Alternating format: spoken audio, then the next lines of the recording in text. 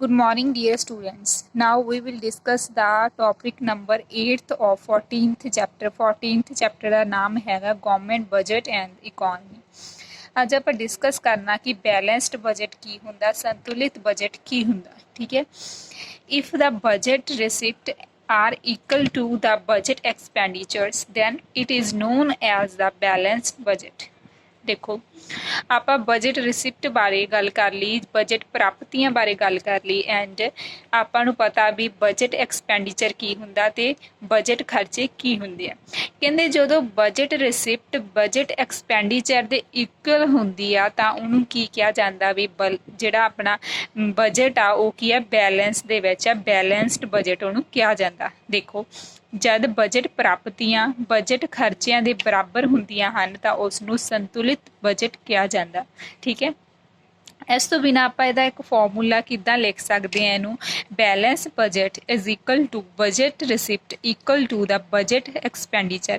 ਕਹਿੰਦੇ ਜਦੋਂ ਬਜਟ ਪ੍ਰਾਪਤੀਆਂ ਠੀਕ ਹੈ ਬਜਟ ਖਰਚਿਆਂ ਦੇ ਬਰਾਬਰ ਹੋ ਜਾਂਦੀਆਂ। ਠੀਕ ਹੈ। ਬਜਟ ਜਿਹੜਾ ਆਪਣਾ ਸ਼ੋਅ ਕੀਤਾ ਜਾਂਦਾ ਵੀ ਜਦੋਂ ਇਹ ਇੱਕ ਦੂਜੇ ਦੇ ਬਰਾਬਰ ਹੁੰਦੀਆਂ, ਦੋਨੇ ਇੱਕ ਦੂਜੇ ਦੇ ਇਕੁਅਲ ਹੁੰਦੀਆਂ। ਠੀਕ ਹੈ। ਨਾ ਉਹਨਾਂ ਸਰਕਾਰ ਆ ਜਾਂ ਫਿਰ ਬਜਟ ਆ ਉਹਦੇ ਵਿੱਚ ਨਾ ਕੋਈ ਕਮੀ ਹੋ ਰਹੀ ਹੈ। ਠੀਕ ਹੈ। ਨਾ ਹੀ ਕੋਈ ਘਾਟਾ ਪੈ ਰਿਹਾ ਤੇ ਨਾ ਹੀ ਕੋਈ ਉਹਦੇ ਵਿੱਚ ਵਾਧਾ ਹੋ ਰਿਹਾ, ਇਕੁਅਲ ਆ। ਠੀਕ ਹੈ। Receipt and expenditure. ਠੀਕ ਹੈ।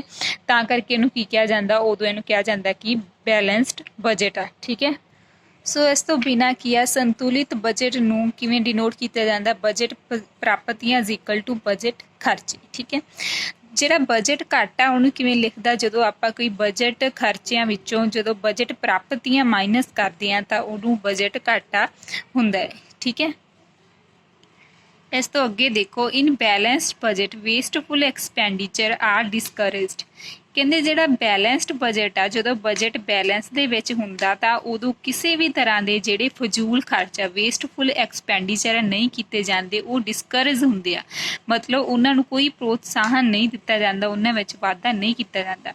ਆਪਾਂ ਨੂੰ ਪਤਾ ਵੀ ਜਦੋਂ ਬਜਟ ਬੈਲੈਂਸ ਦੇ ਵਿੱਚ ਹੋਊਗਾ ਉਦੋਂ ਸਾਰੇ ਖਰਚੇ ਕੀ ਆ ਵੀ ਇੰਪੋਰਟੈਂਟ ਖਰਚੇ ਕੀਤੇ ਜਾਣਗੇ ਤੇ ਕੋਈ ਵੀ ਫਜ਼ੂਲ ਖਰਚਾ ਨਹੀਂ ਕੀਤਾ ਜਾਊਗਾ।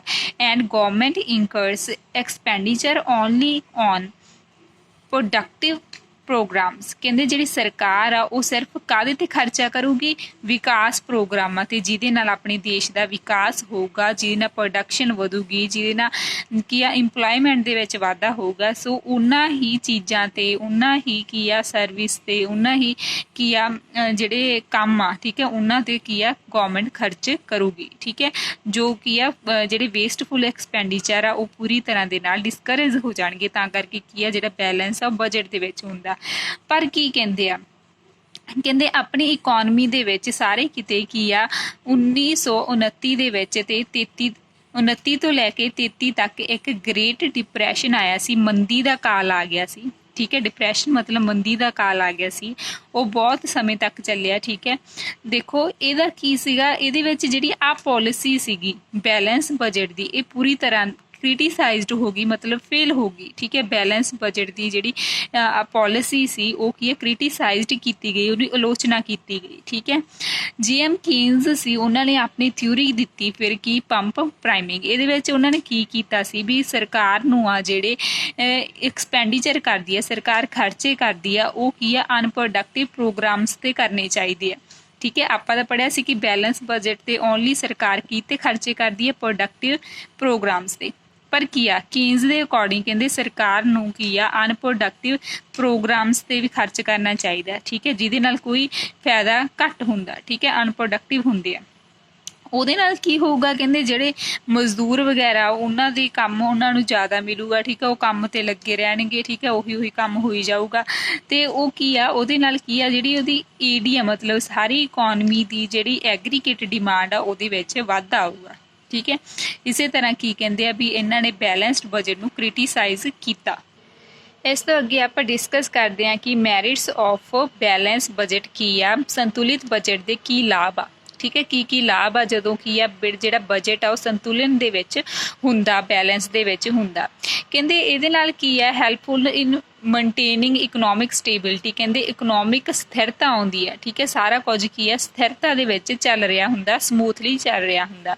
ਦੇਰ is no need to resort to deficit financing by the government, ਠੀਕ ਹੈ। ਗੌਰਮੈਂਟ ਨੂੰ ਕਿਸੇ ਵੀ ਤਰ੍ਹਾਂ ਦੇ ਡੈਫੀਸਿਟ ਨੂੰ ਪੂਰਾ ਕਰਨ ਦੇ ਲਈ, ਉਹਨਾਂ ਨੂੰ ਫਾਈਨਾਂਸ ਕਰਨ ਲਈ, ਘਾਟੇ ਦਾ ਵਿੱਤੀ ਕਰਨ ਦੀ ਕੋਈ ਵੀ ਲੋੜ ਨਹੀਂ ਪੈਂਦੀ, ਕਿਉਂਕਿ ਘਾਟਾ ਤਾਂ ਹੀ ਪਊਗਾ ਜੇਕਰ ਕੀ ਆ ਬੈਲੈਂਸ ਇੱਧਰ ਉੱਧਰ ਹੋਊਗਾ। ਪਰ ਜਦੋਂ BB ਆ ਮਤਲਬ ਬੈਲੈਂਸ ਬਜਟ ਆ, ਤਾਂ ਉਦੋਂ ਕੀ ਆ ਕਿਸੇ ਵੀ ਤਰ੍ਹਾਂ ਦੇ ਘਾਟੇ ਨੂੰ ਰਿਸੋਰਟ ਨਹੀਂ ਕਰਨਾ ਪਊਗਾ ਗੌਰਮੈਂਟ ਨੂੰ। ਕਹਿੰਦੇ ਜਦੋਂ ਬੈਲੈਂਸ ਬਜਟ ਹੁੰਦਾ ਉਦੋਂ receipt is equal to expenditure ਹੁੰਦੀ ਹੈ, ਠੀਕ ਹੈ, ਇੱਕ ਦੂਜੇ ਦੇ ਇਕੁਅਲ ਹੁੰਦੀਆਂ। ਸੋ ਕੀ ਆ ਜਿਹੜੇ ਗੌਰਮੈਂਟ ਆ ਕਿਹਨੂੰ ਅਵੋਇਡ ਕਰ ਸਕਦੀ ਹੈ, ਜਿਹੜੇ ਵੇਸਟਫੁਲ ਐਕਸਪੈਂਡੀਚਰ ਕਰਦੀ ਆ, ਵਾਧੂ ਖਰਚੇ ਕਰਦੀ ਆ, ਫਜ਼ੂਲ ਖਰਚੇ ਕਰਦੀ ਆ, ਉਹਨਾਂ ਦੀ ਕੀ ਆ ਅਵੋਇਡ ਕਰ ਸਕਦੀ ਹੈ, ਉਹ ਖਰਚੇ ਬੰਦ ਕਰ ਸਕਦੀ ਹੈ। ਇਸ ਤੋਂ ਬਿਨਾਂ ਕੀ ਹੈ, balance budget is suitable for a economy for a country where there is full employment equilibrium, ਕਹਿੰਦੇ ਇਹ ਉੱਥੇ ਹੀ ਸੂਟੇਬਲ ਹੁੰਦਾ, ਉੱਥੇ ਹੀ ਪਾਇਆ ਜਾਂਦਾ ਬੈਲੈਂਸ ਬਜਟ ਜਿੱਥੇ ਕੀ ਆ ਸਾਰੇ ਲੋਕਾਂ ਨੂੰ ਕੰਮ ਮਿਲਿਆ ਹੁੰਦਾ ਤੇ ਫੁੱਲ ਇੰਪਲਾਇਮੈਂਟ ਦਾ ਲੈਵਲ ਆ ਜਿਹੜਾ ਇਕੁਇਲੀਬਰੀਅਮ ਉਹਨੂੰ ਮਿਲਿਆ ਹੁੰਦਾ, ਉਹੀ ਕੰਟਰੀ ਦੇ ਵਿੱਚ ਕੀ ਆ ਬੈਲੈਂਸ ਬਜਟ ਸੂਟੇਬਲ ਹੁੰਦਾ, ਠੀਕ ਹੈ।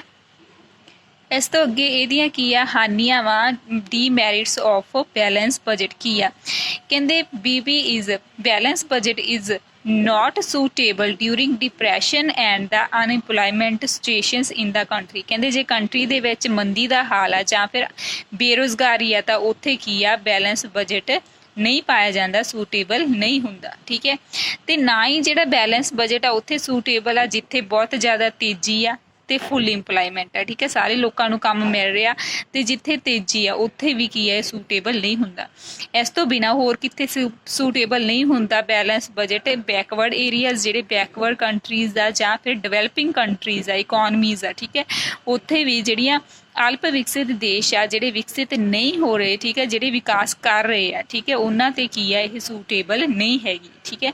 ਇਸ ਤੋਂ ਬਿਨਾਂ ਕੀ ਕਹਿੰਦੇ ਸਰਕਾਰ ਨੂੰ ਵਿਕਾਸ ਲਈ ਘਾਟੇ ਜਾਂ ਡੈਫੀਸਿਟ ਬਜਟ ਵਾਲਾ ਬਜਟ ਤਿਆਰ ਕਰਨਾ ਪੈਂਦਾ, ਠੀਕ ਹੈ। ਸਰਕਾਰ ਕੀ ਆ ਘਾਟੇ ਵਾਲਾ ਬਜਟ ਹਮੇਸ਼ਾ ਤਿਆਰ ਕਰਦੀ ਆ, ਕਿਉਂਕਿ ਜੇ ਘਾਟੇ ਵਾਲਾ ਹੋਊਗਾ ਤਾਂ ਹੀ ਕੀ ਆ ਜਿਹੜਾ ਆਰਥਿਕ ਵਿਕਾਸ ਆ ਉਹਦੇ ਸਰੋਤ ਪੈਦਾ ਹੋਣਗੇ, ਵੀ ਉਹ ਆਰਥਿਕ ਵਿਕਾਸ ਕੀ ਆ ਤੇਜ਼ ਹੋਊਗਾ, ਠੀਕ ਹੈ।